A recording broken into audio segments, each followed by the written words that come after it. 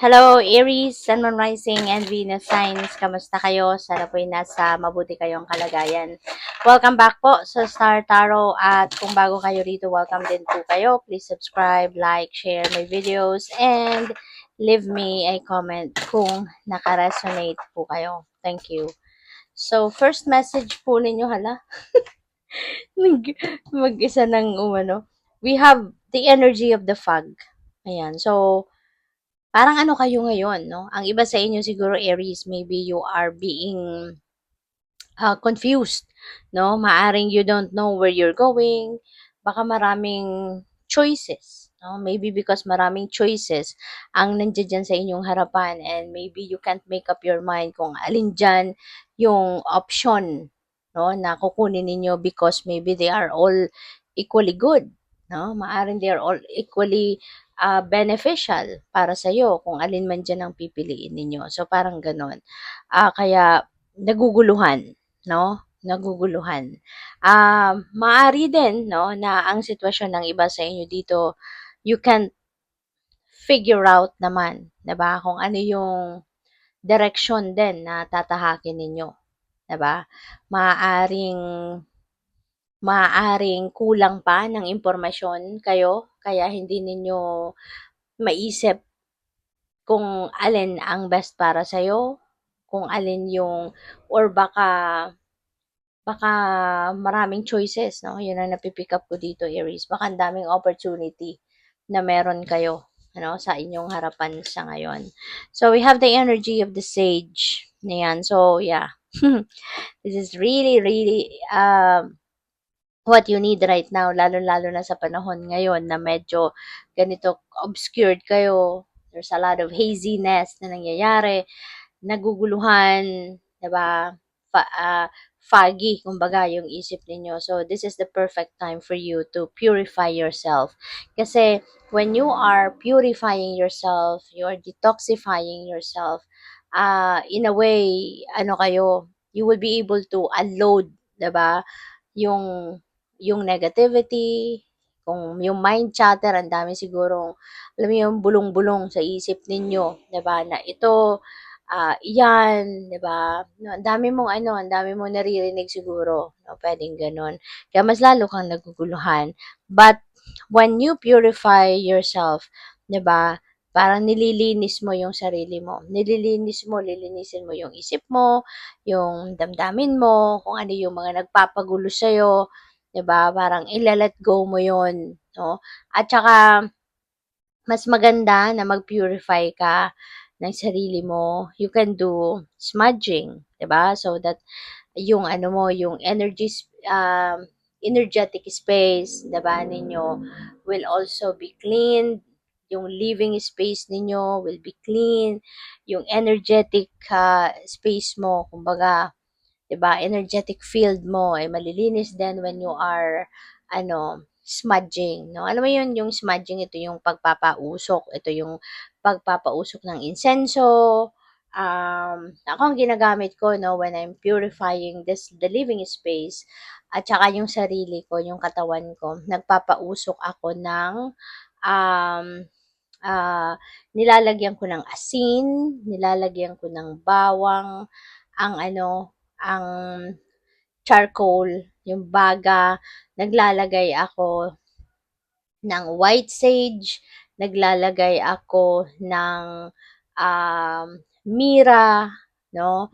Yun, yung mga kadalasan kong ginagawa. Or paminsan frankincense ginagamit ko, or minsan ginagamit ko din yung palo santo, no? Kung gumagamit ako ng palo santo, I'm just using it all by itself, no? Solo lang siya kasi napaka-strong na ng amoy niya. So, yun yung mga ginagamit ko, no? So, it's all up to you kung ano rin yung gusto ninyong gamitin, no? If you want to use smudging as a way of purifying yourself, your energetic field, and yung living space ninyo. Kasi, makakatulong yon, no? Na mabawasan or mawala totally, 'di ba? Yung negativity na nandiyan dyan, which also adds up, 'di ba, sa inyong pagiging magulo ang isip, sa pagkalito, sa mga ganon. Kasi maybe yung surroundings mo, 'di ba, nakakaapekto. So, Yun. So, yeah, this is what you really need right now. Or pupuwede rin, 'di ba, meditation. You can do chakra meditation. Magaling din 'yan, 'no, na way of decluttering your mind, 'no. Makakatulong din 'yan na maging makalmado ka, makakatulong din 'yan na makapag-unload ka ng negativity sa isip mo, sa energy field mo, yung mga gano'n at gagaan din ang inyong pakiramdam. So, i-Google ninyo 'yan 'no or dito sa YouTube tignan ninyo 'no, there are so many, different ways of meditation. Dito makikita mo 'yan, mako-compare mo kung alin diyan 'no, ang dami-dami na, na puwede mong maging reference dito sa YouTube 'no, yung ano, yung meditation, okay. You can also use that during that purification, activity na gagawin mo. So, we have walking stuff, support and encouragement, 'no. So, this is really beautiful kasi you know what, baka pupuwede rin dito kasi na yung mga tao sa paligid mo also are going to be very, helpful of you, very encouraging sa iyo, very supportive. So, kung sa ngayon 'no, lalong-lalo na kung ganito yung nararamdaman ninyo, nararanasan ninyo na medyo may gulo sa isip, may gulo sa mga nangyayari sa'yo, maybe turn to someone, no? Turn to these people na nasa paligid mo na alam mong mapagkakatiwalaan mo, alam mong very supportive of you, very encouraging kasi makakatulong sila sa inyong sitwasyon no, na maging maayos no ang inyong pakiramdam. So what else? We have the energy of the pine tree, vitality, longevity, perseverance. So napakaganda. Parang sinasabi lang dito na katulad ng pine tree, maging matatag ka. You know, sa mga panahon na kayo ay naguguluhan, sa mga panahon na kayo ay nahihirapan, sa mga panahon na parang you are lost, nawawala kayo, kumbaga sa inyong sitwasyon, magpakatatag lang kayo. Tibayan mo ang inyong loob at sikapin ninyo na mahanap ninyo yung clarity, yung enlightenment para na maging malinaw, no? Ang sitwasyon para sa'yo so that you'd be able to figure out, 'di ba? Ano ang desisyon na gagawin mo? Anong path ang tatahakin mo?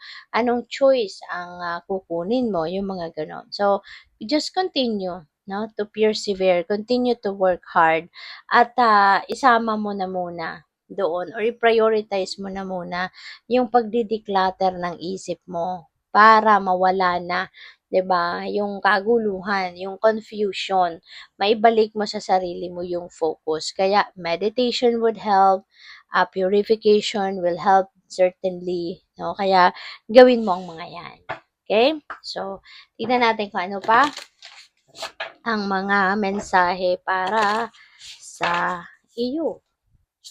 So, we have Spirit of the River, movement toward adventure. Ayan. So, maybe you are, embarking on an adventure. Para sa iba sa inyo dito, Aries, maaaring yung adventure na to is totally, ah, ano, referring to travel, 'di ba? So baka ang iba talaga sa inyo magta-travel, maybe you are going somewhere, mahal ang gasolina, mahal ang pamasahe, travel expenses sa ngayon. Pero kung kayo ay magta-travel, then make sure that you will have fun kasi sayang, 'di ba? Kung hindi mo i-enjoyin ang journey na ito. Kaya have fun at mag-iingat. We have Moon Maiden, New Beginnings. Napakaganda. Magsisimula kayo ng bagong chapter sa buhay mo at depende yan sa inyong sitwasyon kung ano man itong sisimulan ninyong bagong ganap. Exciting ito para sa iyo, no? Kasi syempre bago ito. This is a new chapter in your life, new beginning, 'di ba? Kaya kung ano man ang area of life na to, bahala kayo diyan sa gagawin ninyo, pero make sure, na lagi kayong makikinig sa inyong intuition at para lagi kayong guided ng universe at saka laging mag-iingat at saka always think positive. Okay? Para maging positibo ang resulta ng kung ano man ang sisimulan ninyo. The wall, obstacles. So, maybe ang iba sa inyo is experiencing some kind of obstacles, which is yung sitwasyon na yan. Pero tignan mo, may liwanag na, may butas, at pumapasok na yung liwanag. So, ibig sabihin nito na unti-unti magliliwanag na din ang isip ninyo, unti-unti makikita mo na din yung tamang path. 'Di ba? God will show you the way. No? Talagang hindi kayo pinapabayaan ng divine at the divine will show you the way. Ano yung right path na dapat ninyong tahakin, na dapat ninyong lakaran, dapat ninyong puntahan. So, in this case, may mga pagsubok at unti-unti malalagpasan mo na yan. Unti-unti nang nagliliwanag ang inyong kaisipan. So, masosolve mo na rin kung ano man ang mga problema dyan. Okay? So, tignan natin kung ano pa ang mga mensahe para sa'yo.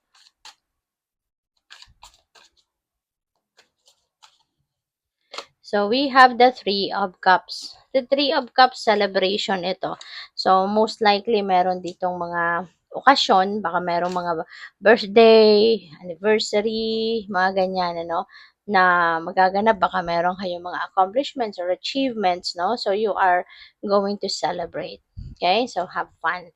We have Eight of Cups. Travel, no? May travel talaga. So, baka ano kayo, baka related dito, no, yung travel na to, yung adventure na to, maybe related to this. Kasi, may travel ito, and you are heading towards a different path dito. Meron kayong iiwanang situation dito, no? Something na hindi na nakakatulong sa'yo, something na hindi na nakakagaan ng inyong pakiramdam. Kaya, ayun, ano, magsisimula na kayong tahakin, no, ang daan patungo sa pagbabago. So, this is definitely a new beginning for you, you know. O pwedeng magsisimula kayo dito ng bagong trabaho, bagong career path, 'di ba? May mga bagong adventure, no, na gagawin kayo rito. We have Five of Wands. May competition, no? There's a lot of competition happening.